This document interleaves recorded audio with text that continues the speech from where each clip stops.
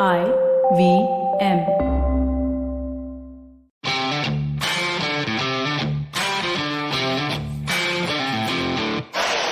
Ladies and gentlemen, welcome to episode 27 of The Fighting G.O.A.T.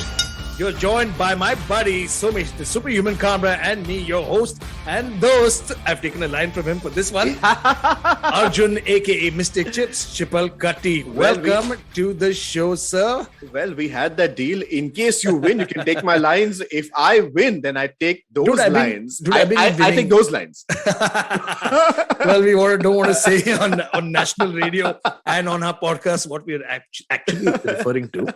Though, but don't get any ideas. But we have a lot of stuff on our plate here today. Episode 27 features a special episode. We call it the Pride Special. No, ladies and gentlemen, do not get confused with the month of June. That is a Pride month for all the LGBT community and all our friends. But this Pride was something different. It started off in the 90s. It was one of the most brutal organizations that actually brought MMA to where it is today. It brought some of the biggest superstars to light and, in fact, has shaped the entire world of MMA today. Absolutely, yes. In fact, the Pride, what we're talking about is Pride Fighting Championship. We are having a Pride special week today. Going to be speaking everything from 1997 till 2007, 60 events in 10 years. However, we're also going to be speaking a lot on Giga Chikadze versus Edson Barboza and Jake Paul versus Tyron Woodley. You know, that is something that's going to take a long time, Somesh. And especially, you know, talking about the MMA versus boxing that we can keep going back and forth doing. But quickly, bro, let's get that segment started. Yes, so we're going to be speaking on a whole new exciting stuff, episode 27. See you on the other side when we kick off the show after this short break. Hey, it's been another great week on the IVM Podcast Network. On The Longest Constitution with Priya, get a closer look at laws that protect our children from sexual abuse. Ashton Doctor joins Sadaf and Harchit on Nankari to talk about the mental and physical benefits of intermittent fasting. On Misconduct, Raghavi and Nisha tell us how Seema Parihar went from being a bandit to a Big Boss contestant. On The Fighting G.O.A.T, Arjun and Somesh talk to Ranjit Ravindran about how mixed martial arts as a sport got so popular in India. And on This Round is on Me with Gauri, Chef Aarti Sampath shares her experience of cooking for Prime Minister Modi when he was in the US. Do follow us on social media. We are IVM Podcast on Twitter, Facebook, Instagram, and LinkedIn. And remember, if you enjoyed this show or any of our shows for that matter, please do tell a friend. Word of mouth is the best way to spread the word about a podcast. And finally, we'd like to thank our sponsors on the network this week, Fiat Cred, Bank of Baroda, Quarter, CoinSwitch, Kuber, and Intuit India. We really do appreciate the support. You are what makes this possible. Welcome back to The Fighting G.O.A.T. You're talking to Arjun, aka Mystic Chips, and my partner, Somesh, the Superhuman Kamra. Somesh, we talked before the break. We talked about what all we're going to talk about. So we've got a lot to talk about, but I want to dive in first in what the week that we had. And before we even get to the UFC, it's so fresh in my mind because last night in the US, which basically means this morning, I think they were fighting Cleveland, Ohio. So the time difference was, I think, about 12 hours or so. And we saw the main event between Jake Paul and Tyron Woodley. Oh, you know, in fact, sadly, we had like a very nice link to have a look at all these fights. And the event was pretty good. The event was good. No, dude, the production value was high. It was right up there. It was super. You know, boxing is something that we need to really look up to because the kind of shows that they put on, the kind of commentators, they get, people like Snoop Dogg, they get people like Mike Tyson. There was no Snoop Dogg today. I know that. There was Mauro Ranallo. But I'm just saying that, Mauro Ranallo. The entire production of the show is so superior. I've not seen a single boxing show that doesn't have good productions. And this is nothing different from that. Do you know the funny thing is that one of the commentators is Mauro Ranallo. And Mauro Ranallo were one of the commentators that were in Pride along with Bas Rutten. Right. He and Bas Rutten commentated together. So it's kind of serendipitous that we actually heard him this morning. Yeah. And we're doing an entire show about Pride. But we'll start off with the Woodley fight. I mean, Jake Paul has made a career out of calling out wrestlers and retired MMA fighters and legends, so to speak, Right. But I think this was one of the first fights which went to decision, number one. And he hadn't stopped his opponent within the first few minutes. And number two, this is one of the first fights where he actually got hurt. He got tagged. He was rocked. Yes. Had it not been for those 7-foot tall ropes in the ring, he would would have have been fallen through. He would have fallen out. Absolutely. He almost Yeah. fell out. Yeah. And it was incredible to see. And you could see that from his behavior after the fight. Because by the way, Ariel Helwani was doing the interview after the fight. And I love how Yes, the he MMA was. community is part of it as well. And they came in and he was saying, what's next for you? He's like, I'm 24. I don't know yet. I don't know what's happening. I'm still young. And when someone answers like that, it either means that They're dejected. their confidence is slightly shaken because of what happened. Yeah. Or and actually not there can't be anything else, because this kid, after he won every one of his fights, was calling somebody new out. Right. And right. for once he showed a humble approach. Well, it was quite surprising because before this event, the Paul brothers, in fact, were already saying that after Jake Paul wins this, I think Nate Diaz is next, or Jorge Masvidal is next. And I was like, okay, that's very interesting. It's an interesting approach. But the way a wrestler, the former welterweight champion Tyron Woodley, rocked him, I think that just made him feel that the power of a wrestler, and if he's calling out a striker, the game will be completely different. I mean, completely. Woodley is a champion. Woodley is he's a 5-time welterweight champion. Sorry, not 5-time. He defended his belt for 5 times. Yeah. And he's a very highly decorated champion. Had some great wars in the UFC. Right. And he is no slouch. And you're not knocking Woodley out. I mean, somebody like Vicente Luque, who has dynamite in his hands, could not still rocked him and ended up choking him out. Correct. Because he couldn't finish him. Correct. And with the 10-ounce gloves, you're certainly not finishing Woodley. I mean, But Chips, my point here is very simple. I think a YouTuber who has transitioned into combat sports has such a beautiful strategy, because he technically, on the books, he's undefeated. I think he's an undefeated boxer. Combat it.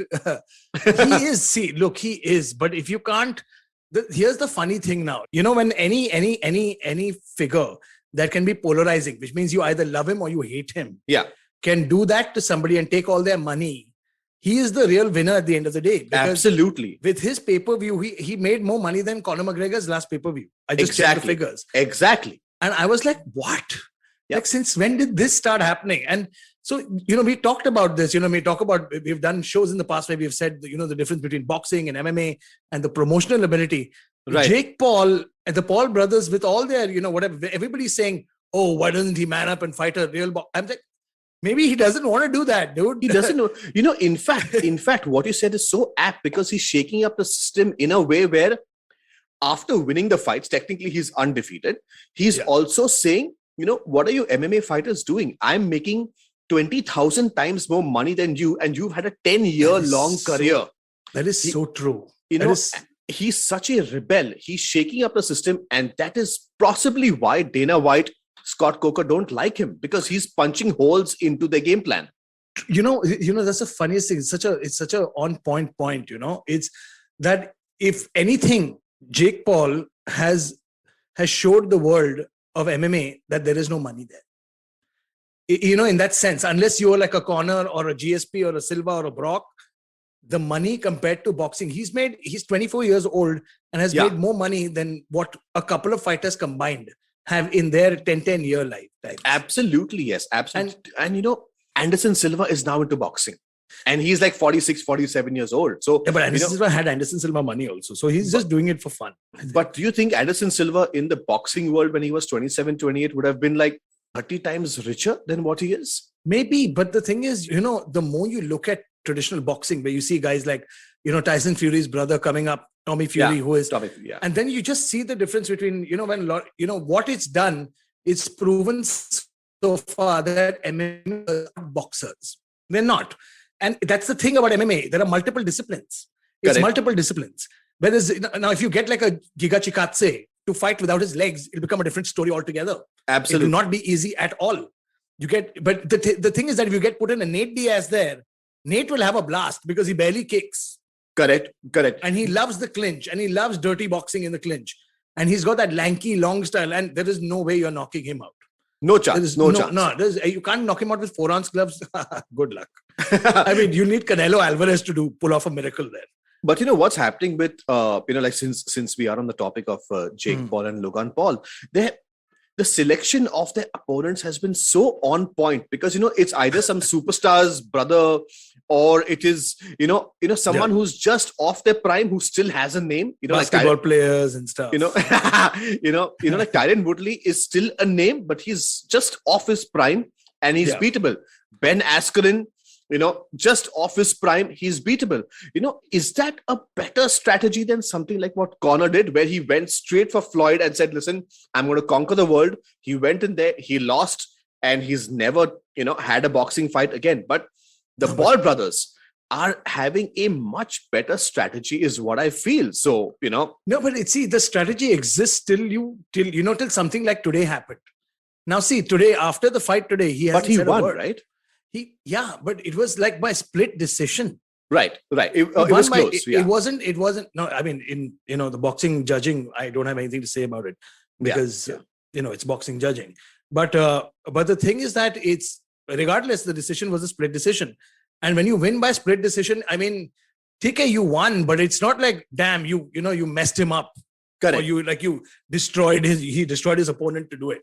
Correct. And he got a big scare as well, which actually has given him a slight reality check, because the power will get. You think a Jorge Masvidal will hits about 5 times harder than Woodley, right? And he's got that very boxing stance in his game. Taller, and he's taller. He's not. The thing is, Woodley is very muscly. He's very muscled up, which is very good for a wrestler, because wrestlers very stocky, need that basically. talk. Need that Woodley's base, man. You can't move him. Yeah. You're not going to shake him easily. He's got a heavy base. And the thing is that when you put him, if you put Jake today, has learned something, I think. I really feel, because of him getting rocked, it's a flash, in your head, because you're not invincible anymore. Yeah. Like, oh man, he hurt me. But, at the end of the day, he's a YouTuber. He's obviously going to come back. He's going to, regroup, go back with his team, talk it over, get pumped again. And I personally feel in about 24 hours, he'll be back on Twitter talking his nonsense. That's the thing. That's the thing that on Twitter, there were some other fighters who said that's the difference between a gimmick fighter and a fighter. Right. Because a fighter bites down on his mouthpiece and says, okay, I got hit, so what? Like an Israel Adesanya. Like Izzy, or like any of the fighters, man. You look at any boxer, and it's not about winning or losing at the end of the day for these guys. It's so experience like this will tell how much of a fighter Jake Paul is. We'll see what happens now. Absolutely. But speaking of that, the contest was great. Fortunately or unfortunately, the Paul brothers have one more victory under their belt. Jake Paul is undefeated. He has beaten Tyron Woodley in a Jake Paul is happy. Well, Tyron Woodley is happy. Tyron Woodley is happy. He's got paid. Well, I don't even know how much the money is, but we'll have to talk to Malki Kawa for that. But at the same time, I believe there were some talks where Jake Paul. You don't know what happened. I think you must have hung up after. You must have switched it off after the fight. Yeah, because I kind of waited and watched. So Woodley was pissed off, saying that I can't believe you won the fight, and he came in front. He's like, and Jake Paul was scheduled to fight Tommy Fury. And he said, screw that, I want a rematch. And then Jake Paul said that, if you go get the tattoo saying that I beat you, then we can do the rematch. I love Jake Paul. He said, get a tattoo that says, I love Jake Paul, and you have your rematch. Exactly. He said, get the tattoo saying, I love Jake Paul, you have your rematch. And then Woodley, left, and Malki Kawa said, let's see the documents for the fight first. Let's see the entire thing, and then we'll take a decision. Right. Oh man, this is fun. This is becoming so much like a combination of MMA and WWE, where there's so much drama. At the same time, at the end of the day, it is a proper fight. It is a real fight. So I'm somehow enjoying this to and fro that's happening with the. It is. It's highly entertaining with the Paul brothers. So it is. But and the funny thing is, when Woodley walked up to Paul, it was maybe it was after the fight, everybody was tired. Yeah. But it just seemed that Jake, he looked a little strange. Like Logan had to step in and say, "Oh, you want to fight somebody? Fight me," kind of thing. Yeah. Like bada bhai aa gaya piche se types. It just seems, you got to see it for yourself, Soms. You got to watch that part. It's a little strange. Like maybe I'm reading it wrong, but I think body language is a very clear thing in life. Yes, it is. And you could see the body language. Woodley was after him saying, "You know what? You didn't beat me, and you know it." And Jake knew it. You could see it in his eyes that I didn't beat this guy. Yeah, it was fun. It was funny to watch. Man, that was so interesting. But what was also interesting was Yes, the sir. UFC fight night in the Oh, featherweight division. Giga from Georgia took on Edson Barboza. And that Man, happened Sunday was it? morning, India time. And what a great fight that was, I mean, the fight was like, it was fantastic. I mean, you and me, we both rooted for Edson Barboza in this one. Yeah. But Yeah. the Georgian national, Giga got the better of him. It went out till round 3, about 1 minute 40 seconds, and it was clean. It was clean. I mean, If you look at it, you look at it traditionally when we've seen Edson Barboza's fights. Yeah. You look at it across the 3 rounds. The first round was, Giga putting on the pressure, landing yeah. all the shots. and he's that kind of fighter. He is that kind Exactly. of fighter. And the only way you beat somebody like Edson Barboza is put him on his heels. If you Right. don't put Barboza on his heels and you let him settle, like in the second round, Barboza was settling into a rhythm and Giga Yeah. did not like it. He landed a couple of calf kicks. He landed some body shots. Giga Chikadze did not like it one bit.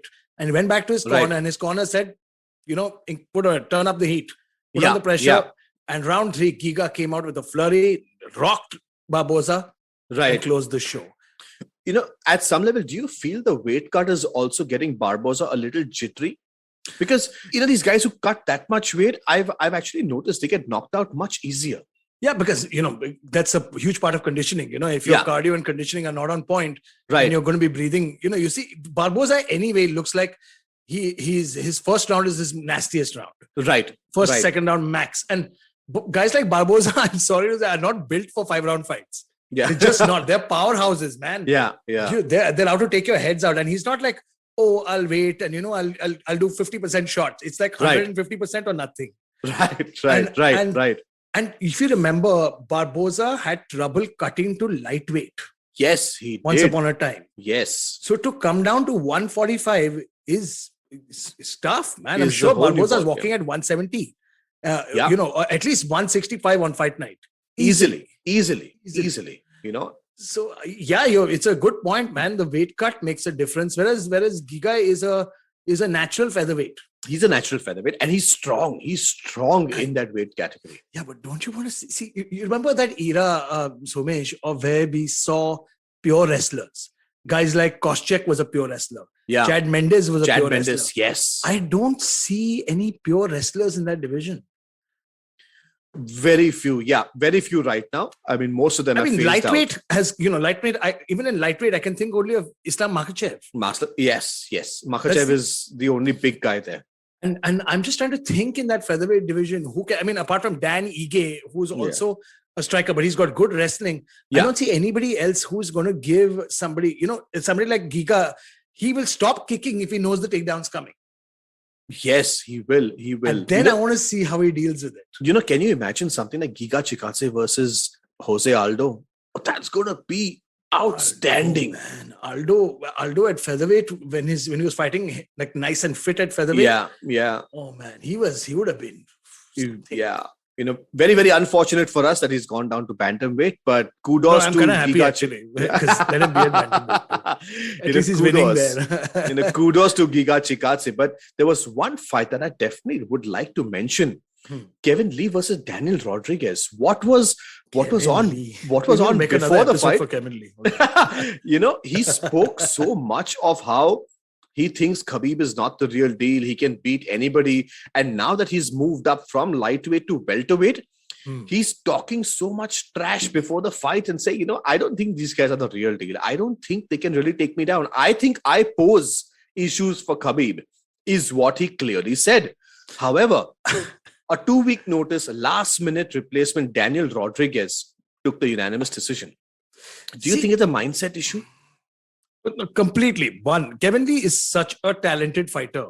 I would still call him top 5 in that division.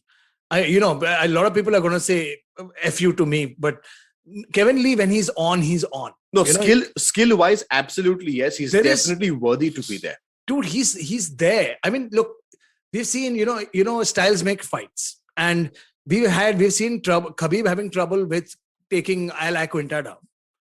And some fans told me on Twitter, some people wrote to me saying that, screw you, Khabib was not following his father's advice in that fight. And I'm like, listen, man, Khabib would have tried to take you down as many times as he can. Absolutely. You think he doesn't want to stand with somebody like Al? Al is a good fighter, good stand-up fighter. Absolutely. And if Al started stuffing your takedowns, then there's a problem. Then there's a problem. Yeah. And I remember Al Aquinta took that fight on 4 days' notice. Correct. 4 days notice and still managed to take it to a decision. Imagine fighting Khabib on 4 days' notice. I mean, Yes. I'm like, it's like saying that, like tomorrow you're bowling to Sachin Tendulkar. I'm like, Yeah. like thoda warm up karne do. चलो मैं करता हूँ 4 दिन में कुछ करता हूँ फिर देखते क्या होता है. No, but that's the thing, that's the thing. Even when Michael Johnson fought Khabib, he cracked him. Yeah, Like he did. I saw Khabib's legs wobble with that shot. Yeah. And we knew Michael could do that. And that's the thing. It's so weird. Kevin Lee may be saying this and that. Sometimes it's like, okay, for example, Conor McGregor got taken down by Chad Mendes so many times. Yeah. But Khabib had such a tough time taking Conor down. Yeah. He had a tough time taking Conor down. I mean, Poirier threw Conor down with ease as compared to what, say, Khabib did to him. Correct. But I it also goes on the game plan. Yeah, it absolutely. also goes on the game plan Conor as to was- what you're looking at. Conor was bulky for that fight as well. He would bulked up so much. He had built up his core strength, his takedown defense. He wanted to be heavier for that fight. And I think with Poirier, he wanted his hands loose. So he was lighter. Much lighter than even Poirier for that matter. I think you could see the difference. It looked like Conor was fighting at featherweight. But I'm only saying I think firstly Kevin Lee going after Khabib has just become the local trend that everybody's going after Khabib now. For some because reason, he's retired, He's retired and everybody's talking shit about, especially we've been seeing, posts about the pound for pound thing and people are poking holes saying that it all began with, Jose Aldo being compared to Khabib. His career. Correct. And people were like, come on, Khabib's had 3 title defenses, Jose's had 10. Correct. And then it went to Jones. And I think everybody's just jumping on that bandwagon because Khabib is out of the game and can't do anything about it right now. Right.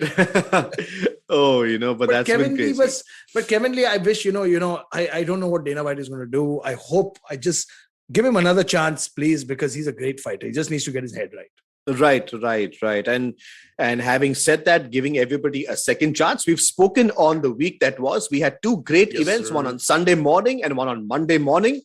But what is coming up is something which is very, very close to our hearts, especially the hardcore MMA followers, the Just Bleed guys, the guys who love 10-minute rounds. And that is people like Mystic Chips and Superhuman Kamra. We're going to be taking a short break and we're going to be back with all info and so much dhamaka on Pride Fighting Championship right after this short break. Do not go anywhere. See you on the other side. Come learn and experience the ABCDs of being queer with me, Shunetro, and me, Farhad, on our show, Gay BCD. The two of us take you through our stories and experiences of being gay men in the city of Mumbai and have candid and sometimes downright scandalous conversations about sexuality, gay culture, and everything in between. Catch new episodes of Gay BCD every Tuesday on the IVM Podcast website, app, or wherever you get all your podcasts from. Ladies and gentlemen, welcome back to the Fighting G.O.A.T. We are flying different colors today, not just because we support the LGBTQ community, my friends, but also it's Pride Week. And if you do not know what Pride, if you do not know what Pride FC is, Kill yourself. Man, this. We finished. We crossed 25 episodes, and Somesh and I were talking about how we have not spoken about. I would totally call it like the birth of MMA. I think Pride is where it began. It began in Japan in that iconic Saitama Super Arena. And by the way, I have a poster of it. Saitama. Really? You do? I have. I'm going to be putting it up in my house soon now. Oh man, that is beautiful. I'll get you a copy for it. It is just that something. Is beautiful. And that Pride, we start off with, if you're a fan, you feel the atmosphere, you feel the energy. Talking about it is giving me goosebumps on my skin right now. That's why we're wearing a full sleeve t-shirt. Exactly. Full sleeve shirt, full sleeve t-shirts. Thand lag raha hai. But no, my point is that it's Pride when it burst out on the scene. The first thing that you noticed was the rules were different. You could kick, stomp, do whatever you want to your opponent. No eye gouging and no fish hooking. If we'll explain to you later what that means. Yeah. But everything else was truly legal. And And the rounds. Well, headbutts also were illegal. Headbutts. Kind of. Legally illegal. Well, technically, pile drivers were also illegal. What Kevin Randleman did to Fedor was totally legal. But I remember the brutal part of those things were the 10-minute opening round. Yes. In fact, before we speak on the brutal part, let's see how this all started. 1993, Art Devi, Gracie began the UFC. 1997, Nobuyuki Sakakibara started off Pride FC. Can you imagine what just burst out? What happened in the 90s? Why did these 40-year-old men think like a boxer should face a wrestler or a BJJ guy should face a Muay Thai guy? What really happened, and why did both of them just happen in like the 90s? There must have been something. There must have been some talks happening, people, kind of flying here and there, seeing various styles, trying to say, that this style is the best, or my style is the best, or my school is the best. So Art Devi, Gracie on one side, Nobuyuki on one side. Hey, and by the way, do you know Nobuyuki met Dana White in Dude, we saw that picture. We saw that, and I was like, with we Floyd. were speculating. With Floyd Mayweather. With Floyd, and we were speculating of what is going to happen because Nobuyuki with Dana White, and these are like iconic. When you look at him, it's just, you're dripping with anticipation and the respect for what that man has done. This is before the UFC bought over Pride and took it over. It was one of the most feared and highly touted organizations to be a part of. The thing is with Japanese fans were more about the showmanship, the sportsmanship, and the respect. They never cared who won or lost. They would applaud either party. Both sides would be applauded equally. Absolutely. And that is why Pride was so loved by fans. And why was it called Pride? I'm like, because you take pride in saying pride. Correct. It's pride, man. It's Pride Fighting Championships. Yeah. It's that it gives you goosebumps talking about it. Yeah, but you know what? Diving into it, this needs to be easily a 3-part special. Because when you look at Pride was, had those gimmicky referees with their cameras on their head, which was actually kind of cool. It was very the ref's cool. Point of view, I loved it. The only Chael Sonnen used to make a lot of fun of it. Yeah. but it had some. It was Pride actually. When I got into Pride was because of the tournaments. They had these brutal open weight tournaments. Firstly, Pride, to make you understand a little bit about how Pride works, is that you have to understand that weight classes are now there for a strict weight classes are there for a reason to protect the lower weight fighters from the heavier weight fighters. But Pride would say middleweight, which is now 185 pounds. They would allow guys from the range of 175 to 205 to all be part of middleweight. Absolutely. In fact, Wanderlei Silva, who fought earlier in the middleweight category, has fought at light heavyweight. Dude, he fought anywhere. Fedor fought this 450-pound guy. I know. I remember. I can't remember his name for the love Zulu. of God. His name was Zulu. Oh yes, I remember Zulu. Oh man, he was huge, and he just fell on Fedor, and out of nowhere, Fedor from the bottom somehow scrambled and got an armbar. I don't remember how he got it, but he got it. But I remember him clubbing. Featherweight, lightweight, and welterweight were one division. Yeah. And then welterweight became super welterweight and middleweight and sorry, I think middleweight, light heavyweight, and heavyweight were together. Lightweight and welterweight were together. So you'd see guys, you'd see guys like from the middleweight division also fighting in light heavyweight and so on and so forth. You see guys like Wanderlei coming. Honestly, the divisions had blurred lines. They were blurred lines. And you could do it depending on the kind of fight that they had, depending on which camp wanted to fight which camp, especially when Shogun, who should be a middleweight, was fighting Mark Coleman, who was a super heavyweight then. Super heavyweight. Easily. Mark was easily 265 pounds. Easy. Back in the when he was the Hammer Coleman, and he still is the Hammer Coleman. He is still, And he was they call him the granddaddy of ground and pound. Yeah, absolutely. In fact, it is only after him people like Randy Couture and all these guys came in with that style. Tito Ortiz. I mean, the amount of homage people pay to Mark Coleman, and sad people nowadays don't remember these guys. They just don't remember these guys. References till about 10 years ago, till about 5 years ago, references to Wanderlei Silva and Pride were made all the time. Right. Shogun, and when we saw Shogun versus Dan Henderson in the UFC, the Pride fighters, the Pride era just woke up. It just went mad. Went mad, man. Went mad. Well, imagine, imagine Wanderlei Silva versus Rampage Jackson in the UFC. Oh man, it happened.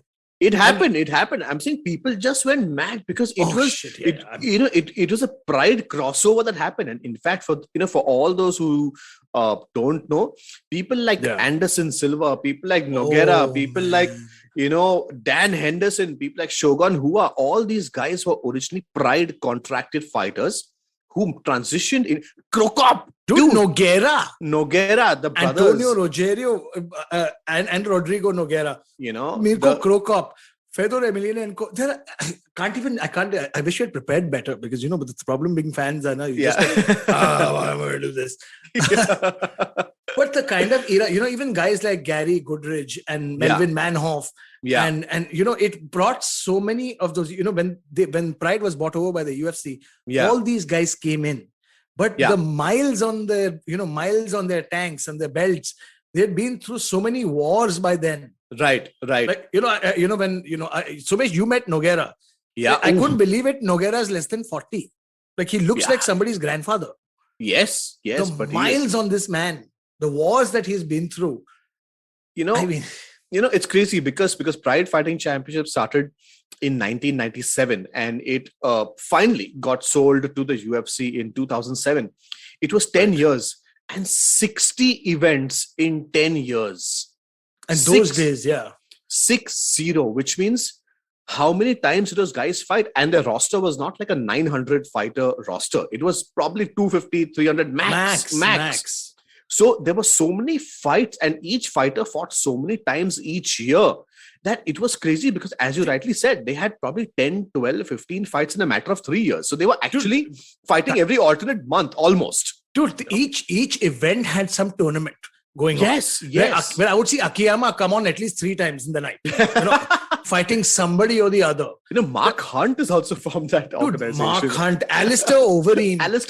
My God. Everybody is from there. Every legendary fighter that you've seen in the UFC has been there. And when we meet so many guys who are from the what do we call it? The new era of fighters, what do you call them? Casuals. Yes. Casuals. Yeah. I'm saying today's era. Yes, fine. Different, types of training. But that raw intensity, where they were no sportsmen in Pride. They were guys putting food on the table. So they were murderers, basically. And they were also murderers. Guys like Wanderlei Silva, his name was the Axe Murderer. Absolutely no background check, no police verification, no drug test. We don't care. Just but get it done. Had no trust. He was already a cop. He's like the method thing. Can you imagine? He was a riot fucking officer. He was a SWAT team guy who came in to kick ass. In fact, a very interesting aspect about Mirko Filipovic, also known as Krokop, he backed out of a main event versus Nogueira because he had to go on national duty and he had to actually control a terrorist situation. Wow. Yeah. I think I heard about this a long time ago. Somewhere in Europe. I'm not too sure. But the Croatian government had to take him out and, send him somewhere, maybe Belarus or somewhere of that sort to kind of take care of a situation. So he actually had to back out of a fight and say, I just need to wear my bulletproof jacket and just kind of get the sniper out. But then he came back and won the heavyweight Grand Prix. He did. He did. Because that rivalry of Fedor and him was never out. There was always that rivalry. It was Fedor versus Krokop was one of the best rivalries because I remember on the feet, even Fedor respected Krokop's power on the feet. Yes. Like he knew. Like after eating 1 or 2 kicks, you're like, okay, chill. Let's take this to the ground. Yeah. And Fedor's, beautiful combination. He used to fake the overhand right and use his sambo to drag you to the ground. Yes. Beautifully he did it. So beautiful. He used to trip guys and Fedor's trips also, man. Guys, today now people are giving advice. Oh, Fedor, hang it up. You're not this, you're not that. Fucking idiots. The fighters of today, I wish you faced Fedor of the earlier era, man. If anyone comes to me and tells me that Khabib 29-0, there was a time 10 years Fedor 31-0. before he lost his first fight. Exactly. 10 years, Exactly. 31-0. And that to the kind of competition, Krokop twice, Nogueira twice. I don't even remember who all he's fought the entire roster. He fought fine. He had some freak fight. Right. But you know what? There was a time where the super heavyweights were in. So Fedor has fought people like Zulu, 450 pounds. He has fought someone like, who's that guy? Chong Man Hoy, 7 feet Hong 8. Man Choi. Hong Man Choi. Dude. 7 feet 8 inches tall. And I'm like, dude, Hong Man Choi's fight. I don't know. I remember he hit Fedor once. Fedor even went down for a bit. Yeah. But out of nowhere, he got his arm. That was a reverse armbar. He gave him a reverse armbar. And I used to play WWE with my cousin brother, and he used to be holding onto my arm and be swinging him around like that. It looked like that. Dude, but when you think of iconic moments in Pride history, I would think of Alistair Overeem winning title. The thing is that you don't think of the victories as much as you think of the wars. You think of the nicknames that were born out of Pride. I mean, Wanderlei Silva called the Axe Murderer. His knees to Rampage were, you can still hear them. Yeah, the way he kneed him out of the ring, and nobody had done that. How Rampage, when Dana White brought over Chuck Liddell to fight at Pride, and Rampage Jackson beat the life out of Chuck Liddell. Right, he made Chuck quit. Like they threw in the towel for Chuck. Because Rampage was just, I think those 10-minute rounds, the conditioning required for those 10-minute rounds. Something else altogether. Was something else. And you never saw guys gas. We barely saw guys gas. Like even guys like Krokop never gassed, man. And they would just be kicking, thud. It's so surprising because, when as you say, the modern day casuals, when you talk about rivalries, there are always two names, it's, Chuck versus Tito and stuff like that. Yeah. Pride is the only organization which had a three-way rivalry between Nogueira, Krokop, and Fedor. And really? I remember this. They used to always put these three guys in various mixes and see as to how it works. It's the only organization that's got a three-way rivalry going on. They should have given them a triple threat. Yeah. But speaking of go and touch your hand and the other guy comes exactly in. Tag team style, but the thing is that I think one of the greatest rivalries were against that shooter box camp and everybody else. Especially the Americans. I mean, Brazilian top team was there also. I remember Mark Coleman. In his it was those days called Roid Rage, days or whatever. But I'm not going to comment. I don't care. I really don't give a shit. Yeah. And I remember him slamming Shogun and breaking his arm. Yeah. Oh yes. And then the entire Wanderlei's team came out running. The entire shooter box camp came to attack the other camp. And, oh man, some of the guys, have you forgotten Bob Sapp? No, Bob Sapp is a legend. And Mike Tyson in the ring there with Bob Sapp. Do you remember Tyson coming into the ring with Bob Sapp? Absolutely. Oh man, it was such a beautiful era. And imagine, in that time, the UFC tried to enter Japan, if I'm not mistaken, 2002, 2003, and they just couldn't make any headway because Pride was there hosting the biggest shows. And when I say biggest shows, 95,000 people, 91,000 people. Oh yeah, that Saitama Arena could just house 100,000 people. I think the average size was about 50, 60,000 people was very, very average. In fact, the UFC right now, their biggest show, I think, was about 65,000 people down in Australia. I think the Brazil stadiums also could handle 40, 45, 50, right? Yeah, it was about 40, 45. But the biggest one, I think, was in that 60,000 range in Australia. But the Saitama Arena, 91, 92, 95,000 people. And the announcer. When the announcer used to go, Fedor! Yes! I'm like, I mean, that was just sheer electricity and the entire showmanship, the lights, the entire production value. Man. I'll never forget Anderson Silva coming out for his first Pride fight, dressed as Michael Jackson in Michael Jackson's shoes and pants, dancing all the way to, Can't up, can't get enough, can't get enough. And Wanderlei Silva clapping behind him and Shogun doing and I'm like, wow, this is the happiest I've seen Wanderlei and Shogun together. Man, just imagine that corner, I mean, you're going to fight and you have Wanderlei and Shogun with you. Oh, man. And You know, Anderson was, I think that was the birth of the Spiders. Striking was always on point. I mean, he got submitted by Gomi in Pride, but after that, when he came over to the UFC, it was something else. It was something else altogether. It was something Age else, rage, and then came to the UFC. But Nobuyuki just changed the entire ball game. He just changed the entire ball game of the fight culture. It was something else altogether. But with all the nostalgic emotions that we have, the positive emotions that we have, let's not forget for a second, it was one of the most brutal organizations for fighting ever. Absolutely. The amount of arm breaks, the amount of damage, the amount of stomps. Shogun and Vanderlei were fanatic. I remember Shogun. There's a picture of Shogun jumping into one of his leaps into a stomp on someone's face. Like foot stomping stuff. That 200-pound guy foot stomping Krokop soccer kicking people. Oh man. Oh my God. It was lethal. I mean, I would have been happier just being a fan of it. No. I never want to be close. I never want to even be close to that ring. I just don't want to be there. But do you feel, have you noticed the Pride era, when we saw guys like, Kevin Randleman, Melvin Manhoff, and so on and so forth, you'd see a lot of wrestlers timing their takedowns a lot better because of the knees to a downed opponent were legal. Yes. And I think that is one thing that they should allow in the UFC, man. Make knees legal on the ground and then just see the fun. Well, you won't see wrestlers shooting so much anymore. It will change the ball game because one championship allows it. Exactly.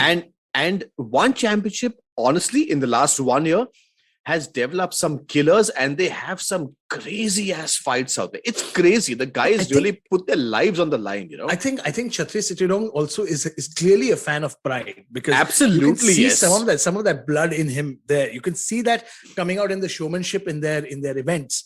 You can see it coming out, in the kind of fighting that you see. And I was listening to the Joe Rogan podcast, a couple of weeks ago, and he was talking to somebody. Yeah, and he was talking to, I think, I don't remember who he was talking to, but he was saying that he's talking about Pride, about how don't sleep on Pride. He was talking about One, saying don't sleep on One because One has some real killers coming up there. Absolutely, and they all have that Pride blood in them. It's very similar. Well, and the rules definitely support it because you can knee a downed opponent. And that is brilliant. I mean, that I think is so awesome. That happened to Mighty Mouse. Mighty Mouse last fight. Yeah. He got hurt because of that. He was kneed twice when he was looking to shoot. Yeah. And what a game changer that would make, It's crazy. It's insane to think.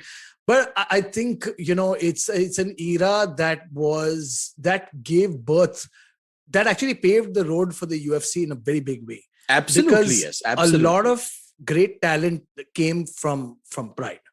A lot of great talent got to put on a showcase in Pride. And I love Pride for its attitude. Win, lose or draw. I don't even remember. Do you remember records? No. Do you remember who won the belt? Only when the Grand Prix used to happen, I remember the belt. But I just remember these huge trophies that I used to get. These extremely huge trophies. And I only remember all the Japanese fans going crazy behind the Brazilian fighters because they always came to put up a show. They always did that. Do you remember Rampage Jackson in his interviews with all the cute Japanese girls? And he'd be pretending to be a dog. And I've seen, guys, Google funny Pride videos from back in the day. Just Google it. It was notorious. It was funny. It had a little bit of everything in it. It was amazing. Yeah, absolutely. Yes. In fact, there was this fighter which I definitely wanted to mention. He was a quiet Ukrainian who used to only train on the terrace of his building, and that was his gym. It was basically terrace of his building, 2 dumbbells, 1 kickboxing bag. His name was Igor Vovchachin. Of course, I know Vovchachin. And Igor Vovchachin was a killer who's knocked almost everybody out except for Fedor. That's true. He's knocked everybody out, and his gym was 2 pairs of dumbbells and 1 kickboxing bag on the terrace of his building. And that's it. I think I need to do this now. Igor, I'm coming. I'm training. I'm training like this. I'm coming for you, Igor. but such characters, because the Pride organization didn't have even standard contracts, because when they got bought over by the UFC, Fedor didn't transition there.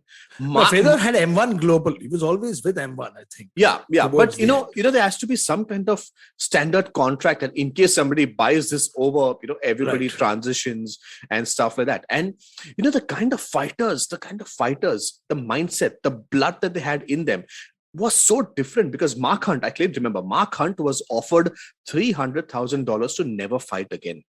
Dana White had offered Mark Hunt $300,000. So when they bought over Pride, so when UFC bought over Pride, Dana White had offered Mark Hunt $300,000 and said, please leave. We don't need you. And he said, I'm not going to take your money. I want to fight.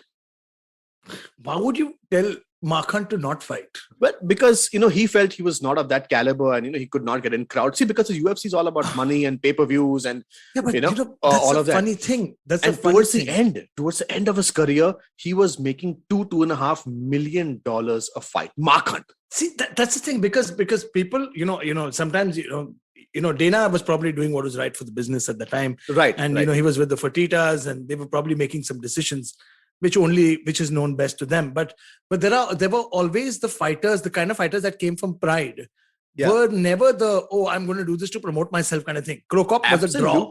Fedor was a draw. Dan Henderson, always a draw. Well, Shogun, Diaz was still a draw. Diaz was Pride. Anderson Silva, he was a draw. Mark Hunt, you tell me today versus anybody, you say Tanner Bozer's fighting next week against Mark Hunt.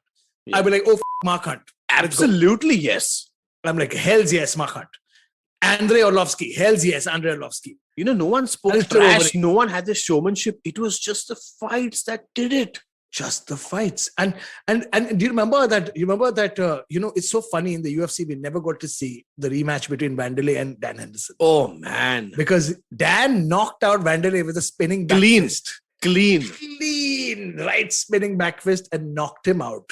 And I would have loved to see some of the rematches. Okay. Quick game before we segue into our next segment. Quick game, okay? If you had to see 3 modern day fighters with 3 Pride fighters and all in their primes, who would it be? And guys, this question is out there for everybody who's listening. Please go on to our social media handles and answer this question. 3 fighters that you'd like to see face against 3 fighters from the Pride era, all of them in their prime. Wow. And does this mean that we can go across weight classes? So can it be... Yes, it's open weight. Can it be BJ Penn versus Fedor? That guy is a maniac, and he'll actually do it.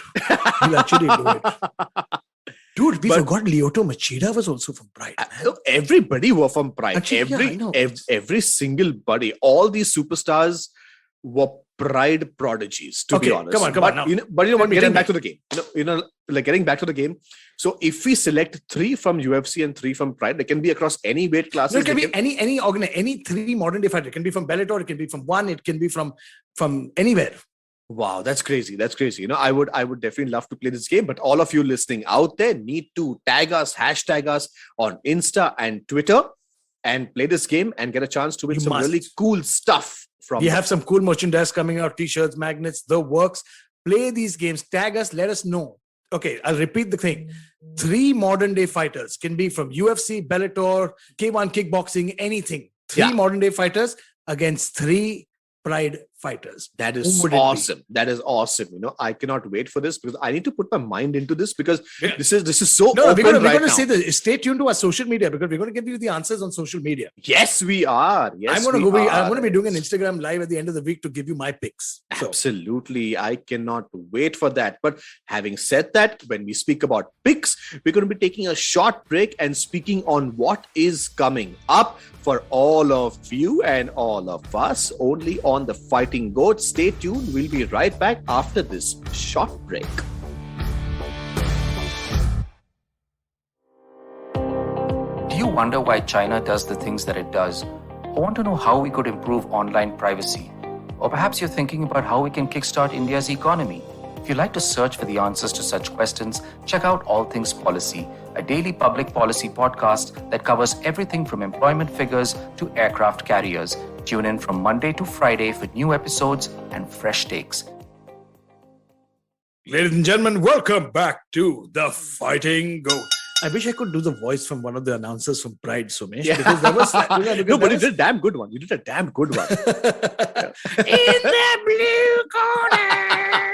Oh, dude, that's the thing. And then she used to be like, from Brazil. But can I tell you one thing? Silva, They Can I just tell sing you? along, man. It was not a she, it was a he. I know it was a dude. Yeah, it was thought a it was dude. a she all the time, but I was like, it's a dude.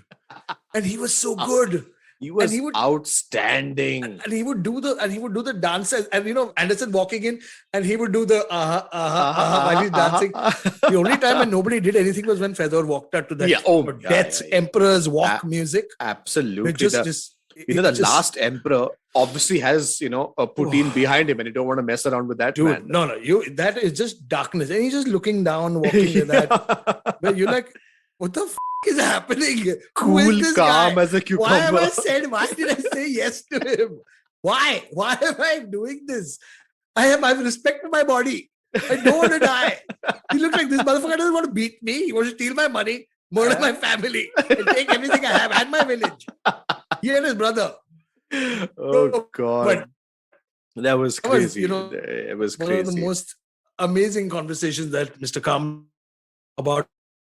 Just go check it out whenever you have time. We're always available. All episodes available on ivmpodcast.com. But Mr. Kamra, take us quickly into what's coming up next week. Next week's fight week is on September 5th, which is a very interesting one because Darren Till is back and he's taking on a middleweight veteran in Derek Brunson. That is one fight that I'm really looking forward to. The fight card is not completely ready, but the main event is set. Darren Till is looking to make his comeback versus Derek Brunson, who off late has been performing really well. I think he's been getting better and better, actually. Absolutely. He's climbing the ranks again. He's on a 3-fight winning streak and he's welcoming the trash-talking UK guy back to the octagon. Dude, I love Darren Till, man. Darren Till backs it up as well. He's no easy fight. No. He's a tough fight for anyone. And Derek Brunson versus Darren Till is either it's going to be, I don't know, either it's going to be a nice chess match that we're going to see, or it's going to be a quick knockout from either of the guys. Oh, you think so? Because, see, it obviously has the wrestling of Brunson versus the striking of Darren Till. But Derek Brunson also has power in his hands, man. Yeah, he does. Knock you out. He does. He's obviously not, gonna give you like a flash knockout or something of that sort. But definitely he has like power TKO, in his hands. Yeah, he has power in his hands. There's no doubt about that. But yeah, Darren Till on a 1-fight losing streak. His last fight was versus Robert Whittaker. The fight before that, he had beaten Kelvin Gastelum in Abu Dhabi. Yes. So he's obviously there. No, but the fight against Whittaker was a tough one, man. Because it was crazy. Robbie is right up there. He's the number one contender. And we spoke to Robbie he's not going after to be the facing fight. the champ. Exactly. We spoke to Robbie after the fight, I remember. Yeah. But the thing is that Darren Till put on, it was a really close fight. It was very technical. It was close. And I think, that it's that new Darren Till's measured approach that allows him to do, these new things. And I think it's going to be fun. You're going to see which version of Derek Brunson shows up and which version of Darren Till shows up. It's going to be a great fight. Absolutely, yes. But Mystic Chips, what are your picks, my friends? If you ask me, I'm going to go with the veteran Derek Brunson for this one because I'm not a huge fan of Darren Till. But if you say skill-wise, yes, I think Darren Till has it to stop Derek Brunson. But considering the fact that his last fight was in July 2020, I think he's been off for way too long. Derek Brunson on a 4-fight winning streak just beat Kevin Holland in March. I think he's going to keep his winning streak going. If anybody has taught us that layoffs are a good thing, it's Max Holloway as well. He took a long layoff and didn't spar and see what he did to. But that's Max Holloway. Calvin Cutter. And yes, that's Max Holloway. But nobody expected one demon to come out that day. Yeah. He absolutely had no mercy. He had no mercy. Zero mercy. Zero mistakes. I don't think he even made a mistake that night. And he had nothing went wrong. Like some 9,000 significant strikes. Yeah, minimum. There are boxers, who are feeling shy. Guys like Chicharito and Margarito who land 600, 700 strikes are like, oh, come Maharaj.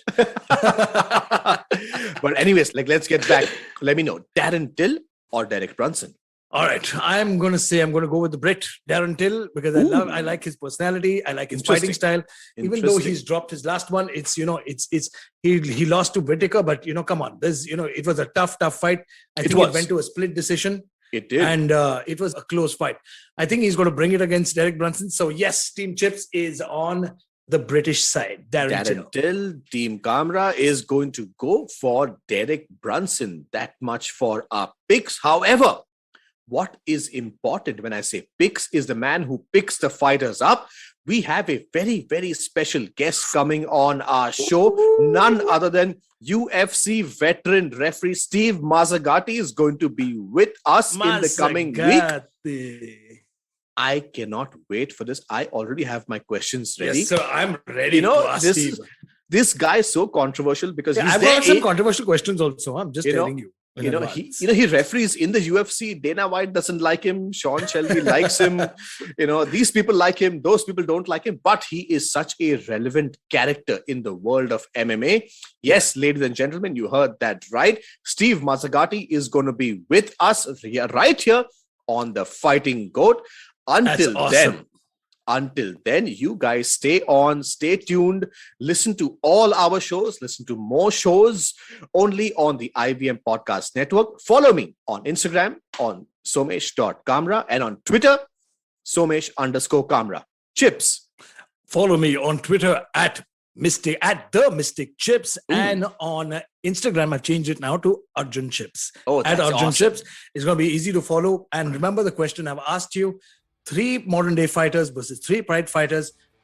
Tag us with your answers, and stay tuned to our social media profiles for our picks as well. Absolutely. So till then, ladies and gentlemen, this is Somesh Superhuman Kamra signing off, and Mystic Chip signing off to another great week of fights. We'll look forward on seeing you same time, same place next week with Steve Mazzagatti. Take care of yourself.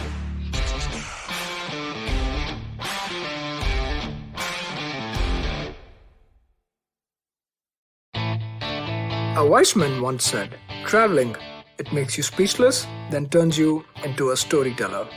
Well, listen to such travel stories and experiences exploring India on the Musafir Stories with us, Saif and Faiza.